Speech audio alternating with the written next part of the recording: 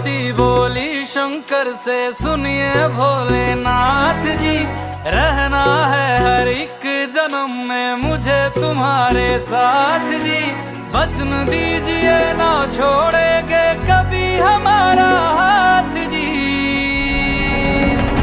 ओ भोले